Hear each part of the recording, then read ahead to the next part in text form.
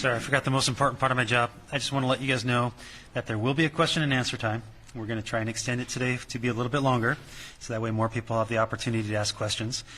We have a gentleman who will be passing around a microphone, and he does not know what organization you're from, and so so it's purely random. So please keep questions to one or two, and we'll try and get to as many people as possible. So thank you. Thank you.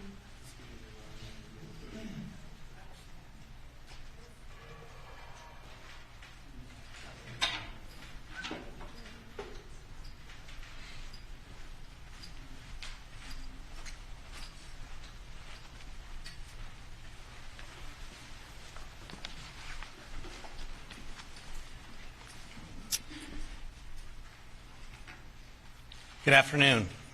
My name is Chief James Fry with the Moscow Police Department.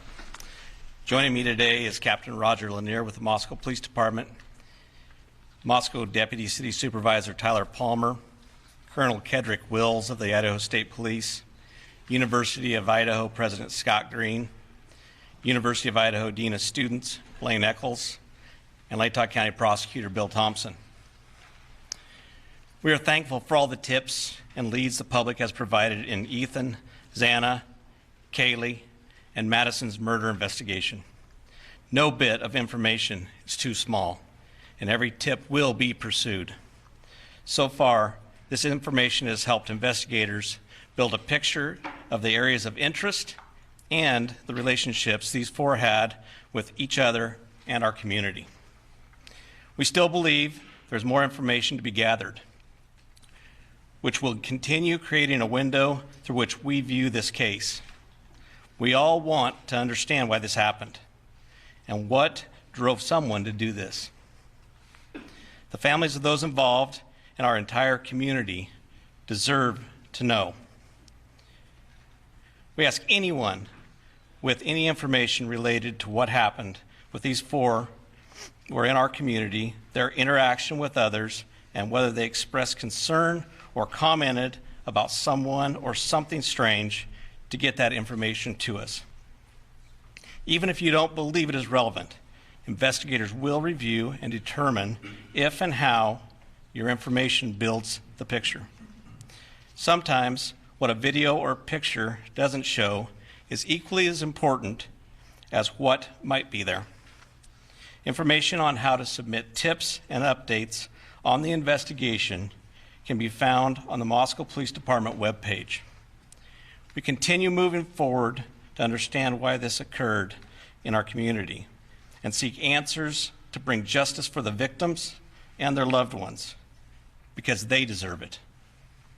I personally want you to know we care, and we will continue to work hard to get these answers for these individuals. At this time, I'd like to introduce Captain Roger Lanier for an update on what we can currently share about this investigation.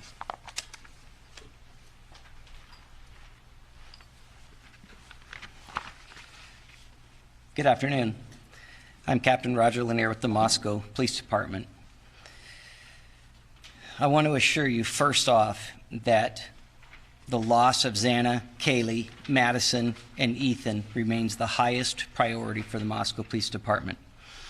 We will continue putting all of our resources into investigating and solving these murders. Investigators are prepared to work through the Thanksgiving holiday to continue their efforts. I also want to express our sincere appreciation to the Idaho State Police, the FBI, the University of Idaho, and the Latah County Sheriff's Office for their assistance. And I especially want to thank the community of Moscow for their outpouring of support through this incredibly difficult time. Today I'm going to recap in brief what we know. I'm going to provide some new information, and I'm going to address some rumors.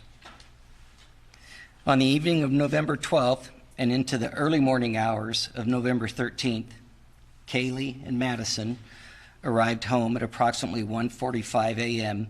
after visiting a local bar and a street food vendor.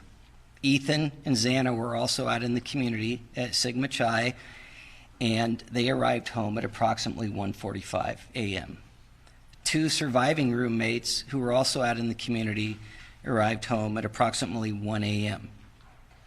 Later, on the morning of November 13th, at 11:58 a.m., a 911 call was placed. The call reported an unconscious person.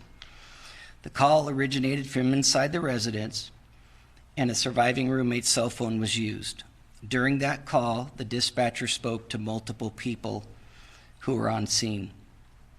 Moscow police officers responded and found 2 victims, 2 on the 2nd floor and 2 on the 3rd floor of 1122 King Road.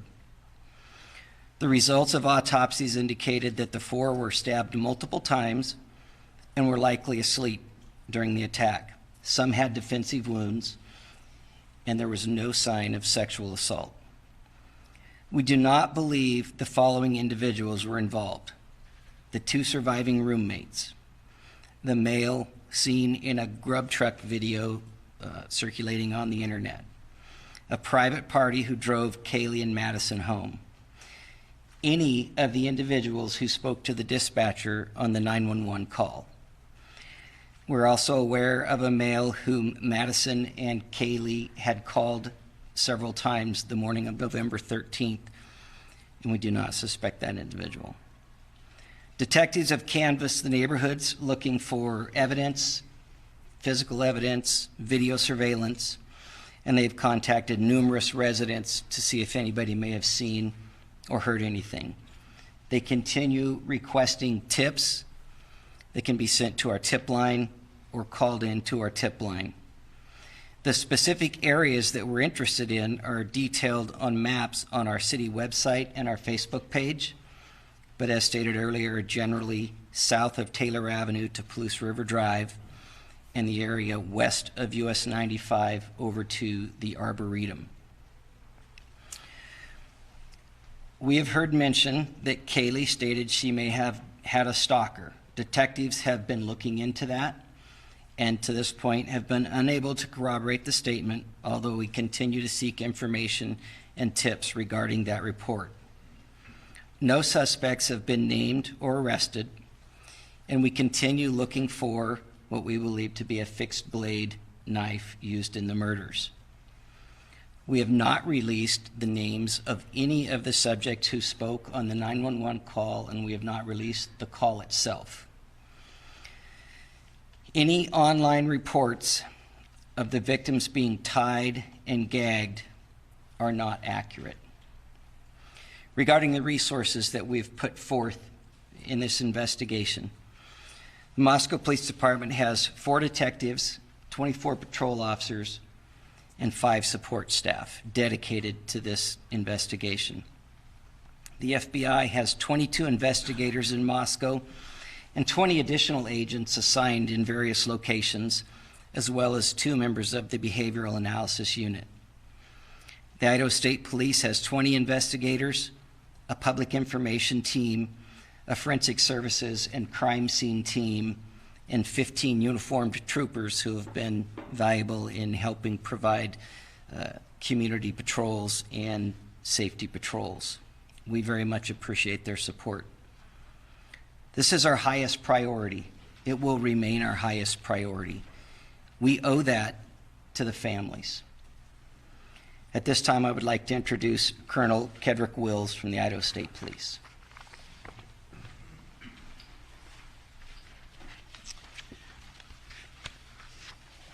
Thank you, Captain, and thank you for those that are in attendance today for your attendance. We really appreciate this. What has affected Moscow and the community here has affected all of us as Idahoans. We have a way in Idaho that the communities come together in tough times, and this is one of those tough times. Leads from the community are important, and as the captain spoke, no tip is too small, and we would urge anybody that has any information whatsoever to please provide that to help us solve this case. The lead agency of this case is Moscow Police Department with Chief Fry and his dedicated team of professionals, and the Idaho State Police's role is to support them and their good work here. There is an awful lot of efforts going on behind the scenes, and I'll explain why it's behind the scenes in just a moment. But what can't be seen isn't always known of what we do in law enforcement, and I'd like to explain that in just a moment. But the Idaho State Police and the FBI continue to provide resources to this investigation. I would like to speak for just a moment, if I could, not about this specific case, but rather an overview of how cases are investigated, so that maybe it'll give some sense of the why of the timeline here. We understand you want answers. We want answers too. But these take time, and if I could explain just a minute about the process here of what we go through just generally in investigations. So we use in advanced investigative techniques and crime scene processing. So what happens when a call comes in, the original officers, the first officers that respond to a scene, and then once that they've got their work there and determined that they need some additional investigative assistance, then they call investigators to come and help process that scene. And oftentimes it requires a forensics team to help process that scene. And when I say process the scene, what we're looking for is we're looking for any evidence that may help us to be able to find the people or person responsible for what we're seeing. And so we're collecting biological evidence, we're collecting latent evidence, whether it's shoe prints or tire marks or anything like that. We're trying to collect that evidence. We're trying to we do that through photographs, we do that through 3D mapping to be able to map the scene. We identify and we mark evidence, and then we collect that evidence. And then we look for any evidence that we think may be helpful. And once that is done, then we package all that evidence up and we send it off to forensics laboratories to be analyzed to see if it can help provide clues of what's happening. All of this takes an immense amount of time. The reason this is important to understand is because it's important that while this is such a tragic circumstance that we find ourselves in law enforcement, we believe we owe this to the surviving families to get this right. And so we're not willing to sacrifice speed for quality. We do testing for blood, we do latent print processing, any documentations for anything at the scene so that we can reconstruct that scene at a later date. If I could share just a few statistics of this particular crime scene. At this crime scene, we collected 103 pieces of individual evidence. We took approximately 4,000 photographs. We've conducted multiple 3D scans of the residents, and we have hundreds of hours used by technicians and investigators, including our forensics team and detectives from multiple agencies. We've processed over 1,000 total tips and conducted 150 interviews. I hope that you understand that gives a little bit of a perception of just how complex this case is. We have the utmost confidence in this investigation and that this investigation will be done right. We ask you and we ask the public to please remain patient as this investigation unfolds. And please rely on official sources of information. We really appreciate the media's assistance. We know you have a job to do. We know that you're professionals and you do it to the best of your ability. And we're thankful that you're here, because without you, we could not get the correct information to the community that could help us solve this. So I can't overemphasize how much I appreciate and we appreciate in law enforcement your willingness to do this. What you are doing matters. And it matters in what we are committed to doing, and that is the best way we can think of to honor these victims and their families is to conduct this investigation correctly. Finally, I'd like to share that I've been in regular contact with Idaho's Governor Brad Little throughout this investigation. Governor Little is making available up to $1 million for expenses related to this ongoing investigation. As you heard, the resources that are here in Moscow and throughout with this investigation, you can see that those expenses would add up quickly. Like all Idahoans, Governor Little is deeply saddened by the loss of these 4 bright and promising young lives.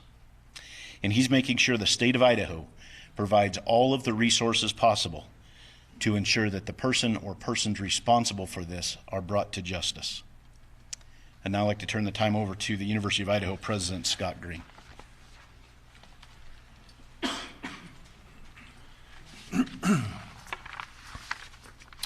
Good afternoon. I'm Scott Green, President of the University of Idaho. We deeply appreciate the kind words of support we have been receiving from our alumni and friends, as well as many others who may not know us but have taken time to reach out. People are donating to the victims' GoFundMe pages and the Bruce Pittman Fund for Students in Need, and they're buying personal devices for our students and continuing to look for other ways that they can help. This is what it means to be a vandal. In the last 24 hours, we have sent updated communications to our students, employees, parents, and alumni. And in those communications, we discuss campus security, services available to our students and employees, our plans for both remote and live instruction to close the semester, and our plans for a candlelight vigil on November 30. All of this is available on our website. We all want swift justice and continue to work with law enforcement to aid them in any way helpful to their investigation. As the investigation continues, we will better know how to proceed in the new year. We will endeavor to find the balance among safety concerns, the need to grieve, and the long-term needs of all of our students and employees.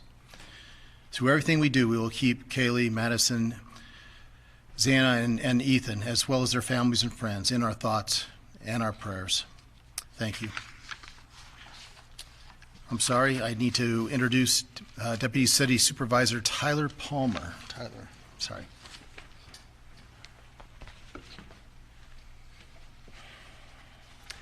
Good afternoon. My name is Tyler Palmer. I'm Deputy City Supervisor with the City of Moscow, and I'm here today on behalf of Mayor Arthur Betke, the Moscow City Council, and Moscow City Administration.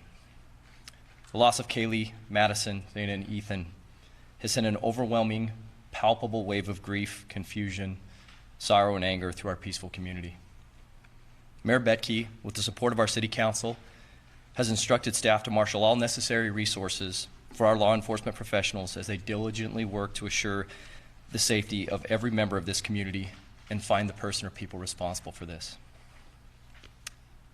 The outpouring of support, kindness, and genuine empathy locally and even globally has been a humbling reminder that those who want to help far outnumber those who want to hurt. And we take some solace in that. To all of you who've reached out, sent letters and cards, provided food for those working around the clock on this investigation, and offered other resources, we thank you sincerely. These continued acts of charity and humanity remind us why we live in this tight-knit, caring community. The City of Moscow is committed to seeing this investigation through to a successful end and will continue to dedicate whatever resources are necessary for that effort. We are thankful for the immense support from the University of Idaho, Lake County, Governor Little and his office, the Idaho State Police, and the Federal Bureau of Investigation. Moscow is my home.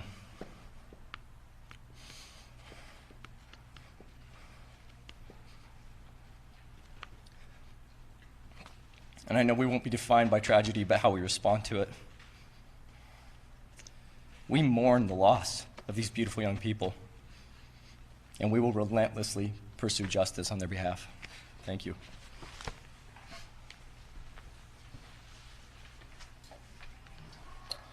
So we would like to open it up to any questions, but I would like to ask if there's an Argonaut reporter here that would like to ask, and then second after that, an Evergreen reporter, if there's one in the room. So let's start with the Argonaut, please.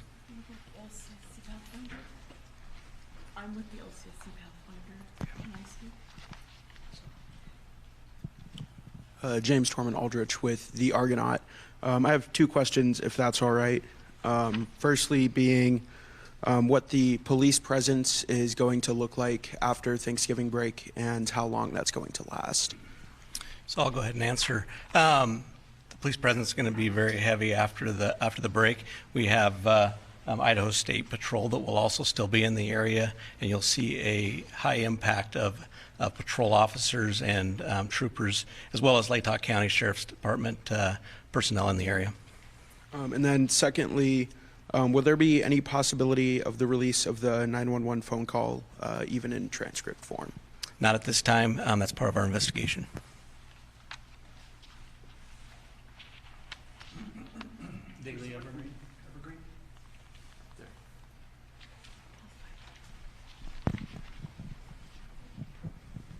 Frankie Beer, the Daily Evergreen. I guess the Moscow PD press release mentioned looking into hundreds of pieces of information about Kaylee's potential stalker. I was wondering what led you to believe she did have a stalker possibly, and why those pieces of information haven't come up with conclusive results. I'm actually going to let Captain Lanier answer this question, okay? Thank you, Chief. We obtained information through some of our interviews that Kaylee had made some comments about a stalker, so that's where that came from. We have followed up looking at specific time frames in specific areas of town. So far, we have not been able to corroborate it, but we're not done looking into that piece of information. Thank you.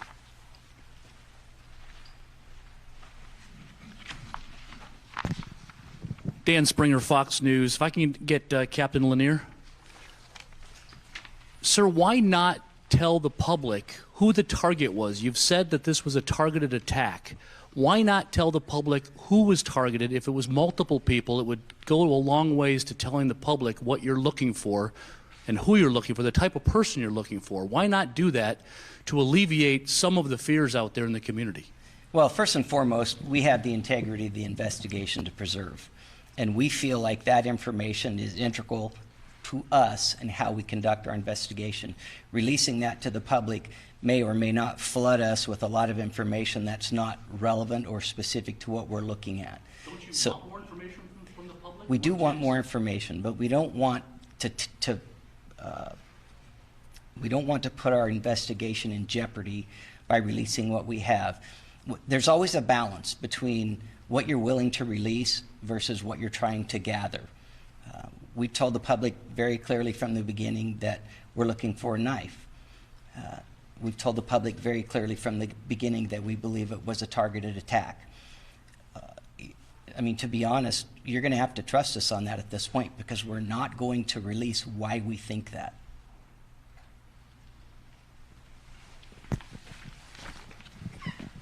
Lauren Patterson, Northwest Public Broadcasting. I see that the FBI set up a special web page just to collect digital information. I'm also curious if any of the investigators can speak to this.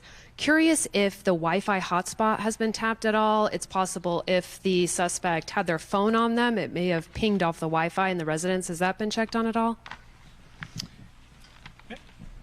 As I stated, our investigation is looking at every avenue of every piece of evidence that we can.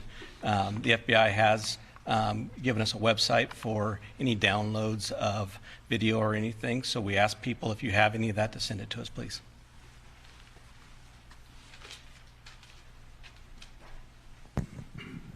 Thank you. Natasha Chen, CNN. I have a couple of questions here. One, in many homicide cases, the first hours, the first days are so incredibly crucial. Now that we're moving into a window that's further and further away from the incident, does that concern you about the ability to arrest a suspect, or do you have information that you simply can't share with us that makes you confident that you're close to solving this? I'm going to have the Colonel step up and address that, please. Well, thank you for the question, and I would like to address it a little more globally than specifically. A little more globally here. Yes, as time goes on, I mean, we're time past the initial calls for service and the initial crime. However, we also, as time goes on, are able to process the forensics evidence, any forensics evidence that we may have collected, and so that helps us. And we're also able to process the tips that continue to come in, which may help us. And so, while time in one respect is not beneficial, in another respect it is, because it helps provide us with that whole picture with all of the information that we're gathering, whether it's evidence or tips or any other information that we're gathering. It may help us to provide a clearer picture, and so it may help answer those questions that we're seeking as well.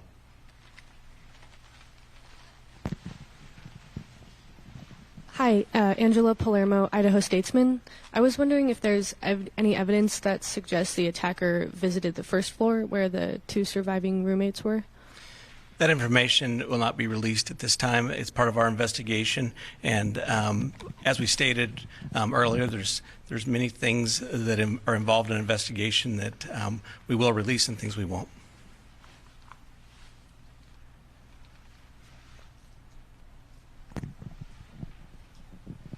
Good afternoon, Ashley Soriano, Fox News. I have two questions. Have you considered the possibility of a murder-suicide? Is that something that you guys are considering right now?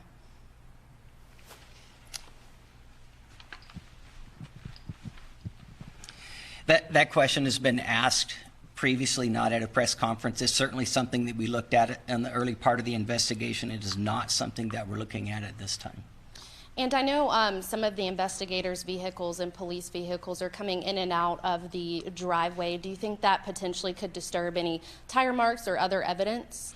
Yeah, so the question has been asked about why did the crime scene tape expand, and that's not uncommon. When the first officers arrived, they tried to cordon off what they thought was important. We immediately expanded that when the investigators got there to process the scene. And logically, as this progresses, and you've seen this through our press releases, we have expanded it to several areas of the city and have in fact canvassed entire neighborhoods. So we try very, very hard to uncover every single bit of evidence possible in an area before we move on to the next area. So yes, we've looked at everything that we think we need to look at in and around the crime scene at this point. But do you believe the cars coming back and forth in the driveway, potentially like tire marks or foot marks that there could have been? Well, it's a gravel parking area, so it would be hard to say that.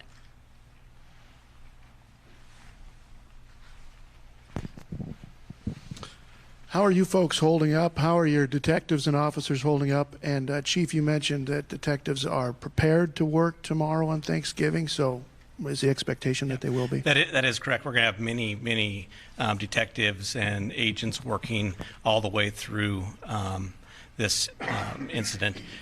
Our people are dedicated. Our people care about this community. Our people want to ensure the community that we're here to bring safety and we're here to get a resolve on this. So we will continue to push through. We'll give people time off as they need it, and we will continue to take care of them. But we're gonna keep pushing on this until we come to a conclusion. Chris Mitchell, KLEW. Is there any plans to increase security for the Apple Cup on Friday?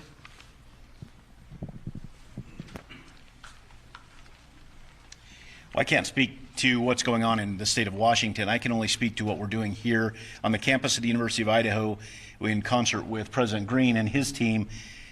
We are absolutely, with the Idaho State Police and the Moscow Police Department, we are 100% dedicated to making sure that this continues to be a safe place for students to do what students need to do. And so that's why we have so many uniformed troopers here that aren't necessarily assisting with the investigation, but rather here to help with the campus security. And President Green and his team have been fantastic in helping to strike that balance to make sure that we have law enforcement resources here.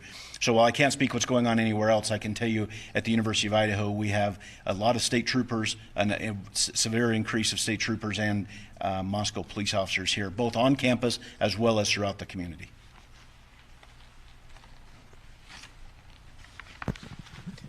John Gabell, ABC News. Are investigators looking at any possible connection to an unsolved double stabbing in the Salem, Oregon area about 1.5 years ago? Specifically, 2 people stabbed in their home in the middle of the night, long knife, no suspect at this point. One died, one survived.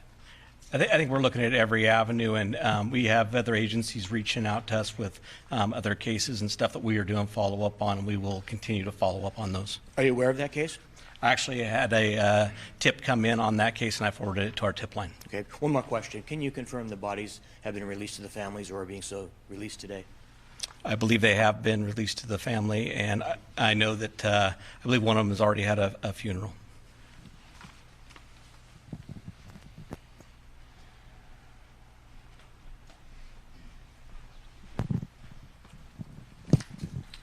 Destiny Martin with the LCSC Pathfinder. Can you lend any insights into the possibility that the murder weapon is linked to the ROTC program? And also you mentioned that the analysis unit is here. Will we be able to hear anything from them about a working profile they possibly have? And on that note, have you guys ruled out the possibility that the killer might be a female? So we look at every avenue. We're looking at every group of people. Like I said early in our first press conference, we're not going to let any stone go unturned.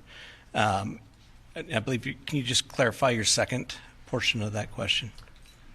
Oh, the BAU, sorry. Yes, I would like to know if the BAU has a working profile because, you look at victimology. Sure. Are you able to tell us who was killed first on the time of death so that we may understand, if it was a targeted attack, it would make the most sense if they killed one of the roommates first, and then maybe the other two. I'm not. Sure. This is not speculation. I'm getting off topic. My question is are you guys looking at a working profile? Have they come up with anything new regarding the motive or intentions of the killer or killers? The BAU unit is working diligently to do what they do. Will that be provided? I'm sure that may be provided once the conclusion of this case comes together. But they are continually taking in information and reading reports and gathering information for that. Good afternoon, Chief. Amanda Rowley with Crime 2. Seeing some speculation with some of the cars being searched this past week. Wonder if you can squash some of the rumors and that speculation. Is there anything you can share specifically on the white car out front, and then a follow-up for the university after? So I'll have Captain Lanier go ahead and come up with that. Thank you. Well, we have looked at a lot of different vehicles. I'm assuming you're referring to the vehicles that were in the parking lot at the time. Yeah, so some of those vehicles belonged to the victims and some belonged to other people in the house. And so for us, that's part of the crime scene. As I mentioned earlier, the crime scene was expanded out through the parking lot. So we wanted to make sure that we looked at those prior to releasing the crime scene. It was part of the initial investigation that night. Thank you. And for the university, is there any additional information at this time that you can offer about the candlelight vigil, maybe what we can expect from that, and then any other information you can provide about that ask of the community to light the night on November 30th? Thank you for that. I'm going to turn this over to Blaine Eccles at this point. He's actually planning the whole event, so we appreciate it. Good afternoon. I'm Blaine Eccles, Dean of Students. The vigil is going to be hosted next Wednesday, November 30th at 5 p.m. Location early next week, just because we're waiting for the weather window to get closer, so we feel comfortable that that's where it will be located. We're anticipating a large turnout of community members as well as university members, students, faculty, and staff at that particular event. And all of the families have been invited to join us if they so wish from that aspect of it. The response has just been absolutely beautiful and overwhelming to the love that has been provided to the institution as well as the family members. The Light the Night event that you're talking about, while I don't have a lot of details on that, is set to coincide at the same time, just so that people that can't be here in person as part of the vigil are going to be able to participate remotely as well. The vigil will be live streamed, and it's safe to say that the Vandal family is going to unite and come together to support the families in the darkest moments of their life, quite frankly. So I'm going to go ahead and take two more questions, okay? Jordan Smith, KXLY. At this point in time, do investigators know which entrance the suspect used to enter the residence, if this was someone who might have known the door code at the front or maybe used the back door? Once again, that's part of our investigation. We're not going to release that information this time. Thank you.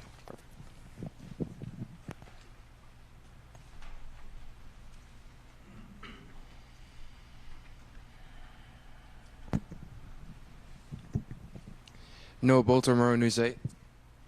You said this was a targeted event. You won't tell us why they were targeted. What should students do to prevent being targeted in the future?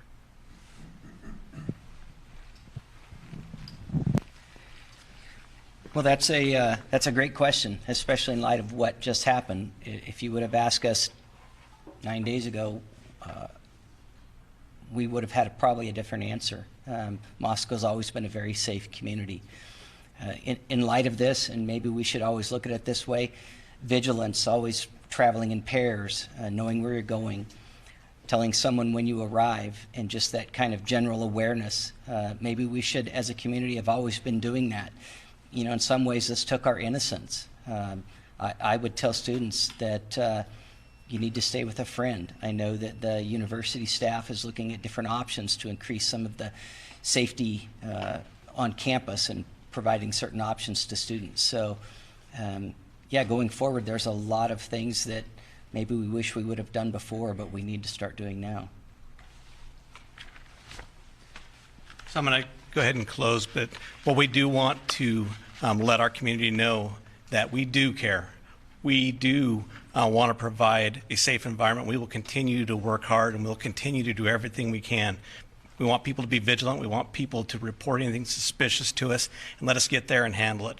But we are here to provide that safety. So I want to thank you today for coming, and I appreciate your questions.